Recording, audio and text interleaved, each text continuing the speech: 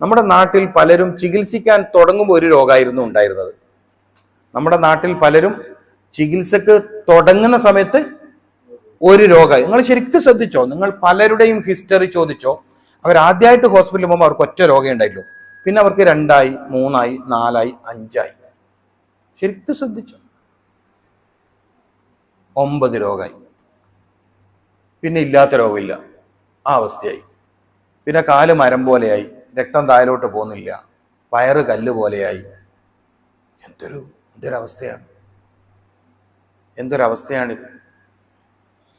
ഖുർആൻ കയ്യിലുണ്ടായിട്ടും പരിശുദ്ധ ഹദീസിന്റെ കിതാബുകൾ കയ്യിലുണ്ടായിട്ടും നമുക്ക് ഇനിയും ഇത്തരം ഒരു ദുരിതങ്ങൾ തുടരരുത് എന്ന് കരുതിക്കൊണ്ട് കൂടിയാണ് എൻ്റെ പ്രിയപ്പെട്ട സഹോദരങ്ങളെ നമ്മൾ ഇങ്ങനെ ഒരു സമയത്ത് നിങ്ങൾക്ക് ഉറപ്പായും ജീവിതത്തിൽ ഉപകാരപ്പെടുമെന്ന് കരുതിയ ഒരു വിഷയം. അപ്പം ഞാൻ പറഞ്ഞ ഒരു പ്രധാന പോയിന്റ്, നിങ്ങൾക്ക് ബുദ്ധിമുട്ടാവില്ലെങ്കിൽ ഒരു 3 മിനിറ്റ് നിങ്ങൾ താമസിക്കുന്ന റൂമിൽ നിന്ന് പുറത്തിറങ്ങുന്നതിന് മുമ്പ് ഒരു 3 മിനിറ്റ് നിങ്ങൾക്കുണ്ടെങ്കിൽ വത്തീനി വസ്സൈത്തൂൻ എന്ന സൂറത്തൊന്ന് ഓതുക. അത് നിങ്ങളുടെ ശരീരത്തെ സംരക്ഷിക്കും. സുബിഹാണ് അതിന്റെ സമയം. സുബിഹിൽ അങ്ങനെ ഒരു തവണ വത്തീനി വസ്സൈത്തൂൻ ഓതുന്ന ഒരാൾക്ക് പിറ്റേന്ന് സുബിഹിന് ഉണരുന്നത് വരെയും അള്ളാഹു അവന്റെ പ്രത്യേക ഫളിനാൽ രോഗങ്ങളിൽ നിന്ന് സംരക്ഷണം കൊടുക്കുമെന്നാണ്. ഞാൻ അതിനുവേണ്ടി പറഞ്ഞതാണ്. നമ്മൾ ഭയരാഹിത്യത്തോടെ എങ്ങനെ ജീവിക്കാം എന്നുള്ളതാണ് നമ്മുടെ പ്രധാന ചർച്ച. അപ്പൊ ഇത് ഓതുന്ന ഒരാളുടെ മനസ്സിൽ ഞാൻ ഇന്ന് വത്തീനി വസ്സൈത്തൂൻ ഓതിയിട്ടുണ്ട്, അപ്പൊ എന്നെ സംബന്ധിച്ചിടത്തോളം ഇന്നത്തെ ദിവസം പേടിക്കേണ്ടതില്ല എന്നൊരു ബോധം ജനിക്കും. അതിനാണ് ഈ കോൺഫിഡൻസ് എന്ന് പറയുന്നത്, ആത്മവിശ്വാസം എന്ന് പറയുന്നത് അതിനാണ്. ഇന്ന് എന്നെ സംബന്ധിച്ചിടത്തോളം ഞാൻ സേഫാണ്, കാരണം ഞാൻ രാവിലെ എന്താക്കിയിട്ടുണ്ട്, വീട്ടിൽ നിന്ന് ഇറങ്ങുന്നതിന് മുമ്പ് റൂമിൽ നിന്ന് ഇറങ്ങുന്നതിന് മുമ്പ് വത്തീനി വസ്സൈത്തൂൻ ഓതിയിട്ടുണ്ട് എന്ന ആത്മവിശ്വാസം ഇയാളുടെ മനസ്സിലുണ്ട്. മനസ്സിലായില്ലേ? അപ്പൊ പത്രത്തിൽ വരുന്ന വാർത്തയോ അല്ലെങ്കിൽ നമ്മുടെ മൊബൈലിൽ വരുന്ന വാർത്തയോ ഒന്നും നമ്മെ സ്വാധീനിക്കൂല. കാരണം നമ്മൾ എന്താ പറയണത്, ഞാൻ ഇന്ന് ചെയ്തിട്ടുണ്ട്, അതുകൊണ്ട് എനിക്ക് ഇന്നെന്താണ്, നാളെ നേരം വെളുക്കുന്നവരെ സേഫാണ്. ആ ഒരു ബോധത്തിൽ നമുക്ക് നിൽക്കാൻ പറ്റും. കാരണം ഭയം നമ്മുടെ ശാരീരിക ക്ഷമത കുറക്കുന്നുണ്ട്. നമ്മുടെ ഭയം നമ്മുടെ ദഹനത്തെ താറുമാറാക്കുന്നുണ്ട്. നമ്മുടെ ദഹന പ്രക്രിയ, ഭയം, ഉള്ളിൽ ശക്തമായ ഭയം ഉണ്ടാകുമ്പോൾ നമ്മുടെ ദഹന പ്രക്രിയ താറുമാറാവും. നിങ്ങൾ കണ്ടില്ലേ, നല്ല പേടിയുള്ളവർക്ക് ഷുഗർ എപ്പോഴും ഹൈ ആയിരിക്കും. നമ്മൾ എപ്പോഴും പേടി ബേജാറുള്ളവർക്ക് എപ്പോഴും ഷുഗർ ഹൈ ആയിരിക്കും. ഗ്ലൂക്കോസ് ലെവല് ബ്ലഡ് ടെസ്റ്റ് ചെയ്യുമ്പോൾ ഹൈ ആയിരിക്കും. ചോദിക്കുമ്പോൾ അവർ 3 നേരം ഇൻസുലിൻ എടുത്തിട്ടുണ്ട്, പുറമെ 3 തരം ഗുളികയും കഴിച്ചിട്ടുണ്ട്, എന്നാലും ഷുഗർ 350-400 ആയിരിക്കും. എന്താ അവരുടെ ഒരു പ്രശ്നം? മാനസിക സംഘർഷമാണ്, സൈക്കോ ഡയബറ്റോളജി. കാരണം മനസ്സ് മനുഷ്യന്റെ ശരീരത്തിൽ വലിയ സ്വാധീനം ചെലുത്തുന്നുണ്ട്. മനസ്സിന്റെ താല്പര്യങ്ങളാണ് ശരീരം എപ്പോഴും ഉന്മേഷത്തോടെ ചെയ്യുന്ന പ്രവർത്തികൾ. മനസ്സിന് താല്പര്യമില്ലാത്ത കാര്യങ്ങളോട് നമ്മുടെ ശരീരം എന്താവാറില്ല, താല്പര്യത്തോടെ മുന്നോട്ട് പോവാറില്ല. അപ്പം ഈ ഒരു ആത്മവിശ്വാസം വളർത്താൻ നമുക്ക് സഹായിക്കുന്നത് രാവിലെ ഒരു 3 മിനിറ്റ് നിങ്ങൾക്കുണ്ടെങ്കിൽ ചെയ്യുക. അൽഹംദുലില്ലാഹ്, അല്ലാഹുവിന്റെ ഒരു സഹായം ഉണ്ടാവും. പിന്നെ നിങ്ങൾക്ക് ഇവിടെ രോഗത്തെ പ്രതിരോധിക്കാനും നിങ്ങളുടെ മനസ്സ് പവർഫുൾ ആക്കാനും ചെയ്യാൻ പറ്റുന്ന ഒരു കാര്യമാണ് ഞാൻ നേരത്തെ പറഞ്ഞ ഈത്തപ്പഴം സ്ഥിരമായി കഴിക്കുക. നിങ്ങൾക്ക് കിട്ടും അത് 3, 5, 7 കൂടിയാൽ 10, അതിനപ്പുറം പോണ്ട. അത് നമ്മുടെ ഗൾഫ് ജീവിതത്തിൽ നിർബന്ധമാവണം. ഹൃദയത്തെ ശക്തിപ്പെടുത്തും, മസ്തിഷ്കത്തെ ശക്തിപ്പെടുത്തും, ബുദ്ധിയെ ശക്തിപ്പെടുത്തും, കൂർമ്മതയെ ശക്തിപ്പെടുത്തും, വയറിനെ നന്നാക്കും, എല്ലുകളെ ശക്തിപ്പെടുത്തും. ഒരുപാട് ഗുണങ്ങൾ ഈത്തപ്പഴം കഴിക്കുന്നതിലൂടെയുണ്ട്. ഇമാം അലി റളിയല്ലാഹു തആല അൻഹു പറഞ്ഞത്, നിങ്ങളുടെ ഹൃദയത്തിന്റെ ആരോഗ്യത്തിന് വേണ്ടി 1 അജുവയെങ്കിലും ദിവസം കഴിക്കണം എന്നാണ്. എങ്ങനെ? 1 അജുവയെങ്കിലും കഴിക്കണം. ഈ നാട്ടിൽ സുലഭമായി കിട്ടാൻ സാധ്യതയുള്ള ഒരു പഴമാണ് ഈത്തപ്പഴം. നമ്മളിപ്പോ ഒരു കിലോനൊക്കെ വാങ്ങി വെച്ച ഒരാൾക്ക് ഏകദേശം 1 മാസത്തേക്ക് അത് മതിയാവുന്ന എനിക്ക് തോന്നുന്നത്.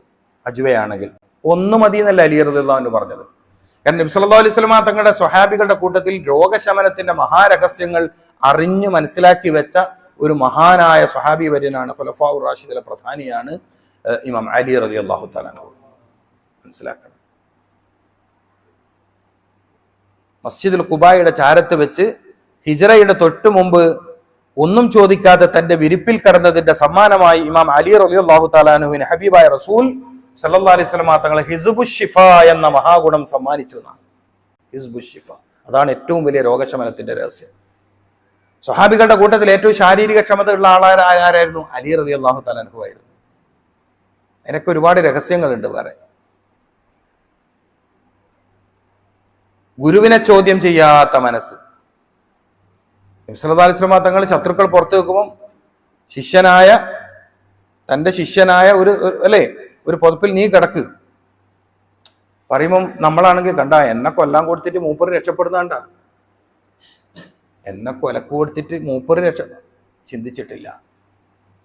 ആ ചിന്തിക്കാത്ത മനസ്സിന് നബി സല്ലല്ലാഹു അലൈഹി വസല്ലം തങ്ങൾ മസ്ജിദുൽ ഖുബായിൽ വെച്ച്, അതിന്റെ മുറ്റത്ത് വെച്ച് ഇമാം അലി റളിയല്ലാഹു തആല അൻഹുവിന് ഒരു വിലമതിക്കാൻ പറ്റാത്ത ഒരു ഗിഫ്റ്റ് കൊടുത്തു, സമ്മാനം കൊടുത്തു.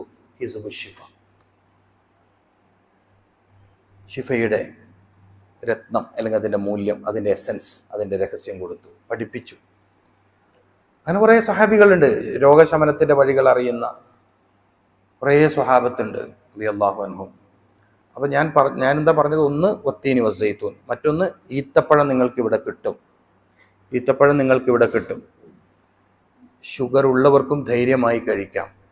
പക്ഷേ ഉറക്ക് ക്ലിയർ ആയിരിക്കണം, ഭക്ഷണം വയറ് നിറയെ കഴിക്കുന്നവരാകരുത്, മൈദയുടെ ഉൽപ്പന്നം കഴിക്കുന്നവരാകരുത്, വെറുതെ ഇരുന്ന് ടെൻഷൻ അടിക്കുന്നവരാകരുത്. കാരണം അക്കാരണം കൊണ്ട് ഷുഗർ കൂടും. മൂപ്പർ വിചാരിക്കും ഈത്തപ്പഴം കഴിക്കാൻ തുടങ്ങിയാൽ ഷുഗർ കൂടിയെന്ന്. വ്യത്യാസം ഞാൻ അതുകൊണ്ട് അങ്ങനെ പറഞ്ഞത്.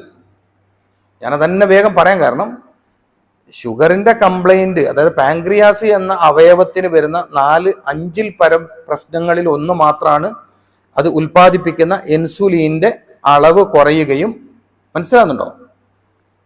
പാൻക്രിയാസ് എന്ന് പറയുന്ന അവയവത്തിന് 5 പരം പ്രശ്നങ്ങൾ വരുന്നുണ്ട്. അതിലൊരു വിഷയം മാത്രമാണ് അത് ഉൽപ്പാദിപ്പിക്കുന്ന ഇൻസുലിൻ എന്ന് പറയുന്ന ഘടകത്തിന്റെ അളവ് കുറയുകയോ തീരെ ഇല്ലാതാവുന്ന അവസ്ഥ. പൂർണ്ണമായി അങ്ങനെ ഒരു സംഭവം നടക്കൂല, എന്നാൽ പോലും വളരെ കുറഞ്ഞു പോകുന്ന അവസ്ഥയിലേക്കോ ആപേക്ഷികമായി കുറഞ്ഞു പോകുന്ന അവസ്ഥയിലേക്കോ എത്തുക എന്നുള്ളതാണ് ഡയബറ്റിക് അല്ലെങ്കിൽ ഷുഗർ കംപ്ലൈന്റ് എന്ന് പറയുന്നത്, മധുമേഹം എന്നൊക്കെ പറയുന്നത്, മർലു സുക്കർ എന്നൊക്കെ പറയുന്നത്. ഓക്കെ, അപ്പൊ ഈ പ്രമേഹ രോഗികളുടെ ഒക്കെ ഒരു വിശ്വാസം, അവർ ഇതൊന്നും കഴിക്കത്തില്ല.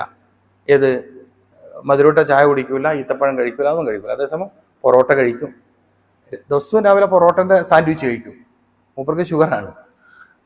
അപ്പം അത് പ്രശ്നമായിട്ട് ഇവർക്ക് മനസ്സിലാവണില്ല, അത് പ്രശ്നമായിട്ട് ഈ മൂപ്പർ മനസ്സിലാക്കുന്നില്ല. പകരം സുന്നത്തായ ഭക്ഷണങ്ങൾ നിന്നൊക്കെ വിട്ടു നിൽക്കുകയും ചെയ്യും. അങ്ങനെ വേണ്ട. നിങ്ങൾ ബേക്കറി ഐറ്റംസുകൾ, പിന്നെ അതോടൊപ്പം തന്നെ മൈദ ഫുഡുകൾ, പിന്നെ കൃത്രിമമായ ഓയിലുകൾ, ഇവിടെ നല്ല ഒലീവ് ഓയിൽ കിട്ടുമല്ലോ, ഇവിടെ നല്ല ഒലീവ് ഓയിൽ കിട്ടും. അപ്പൊ കൃത്രിമമായ ഓയിലുകൾ, അത്തരം വസ്തുക്കളിൽ നിന്ന് വിട്ടുനിന്ന് നമുക്ക് എളുപ്പം, ഞാൻ ചോദിക്കും, ഇവിടെ എല്ലാത്തിൻ്റെ ഒറിജിനൽ കിട്ടുന്നുണ്ട്. നമ്മൾ മനസ്സിലാക്കേണ്ട, ഇവിടെ എല്ലാ നല്ല വസ്തുക്കളും കിട്ടുന്നുണ്ട്. അപ്പോൾ കിട്ടും. നമ്മൾ നമ്മെ സേഫാക്കിയിട്ടില്ലേ പിന്നെ നമ്മളെ സേഫാക്കാൻ ആരാ വരാനുള്ളത്? ഞാൻ എൻ്റെ പ്രവാസികളോട് എപ്പോൾ ചോദിക്കാൻ ആഗ്രഹിക്കുന്നൊരു ചോദ്യം, നമ്മളെ സേഫാക്കിയില്ലെങ്കിൽ നമ്മളെ സേഫാക്കാൻ വേറെ ആരാ വരാനുള്ളത്? ഒരു കുടുംബത്തിന്റെ സ്വപ്നം പൂവണിക്കാനായിരിക്കും പലരും ഇങ്ങോട്ട് വരുന്നത്, അല്ലേ? ഒരു കുടുംബം മെച്ചമായി ജീവിക്കട്ടെ, അള്ളാഹു തൗഫീക്ക് ചെയ്യട്ടെ. അങ്ങനെ നിങ്ങൾ ഈ എടുക്കുന്ന ത്യാഗം, ഈ എഫേർട്ട് വലിയതാണ്, വളരെ വലുതാണ്. ജീവിതത്തിലെ പല സുഖങ്ങൾ ഉപേക്ഷിച്ചിട്ടാണ് നിങ്ങൾ ഇവിടെ വന്ന് നിൽക്കുന്നത്, മനസ്സിലായില്ലേ?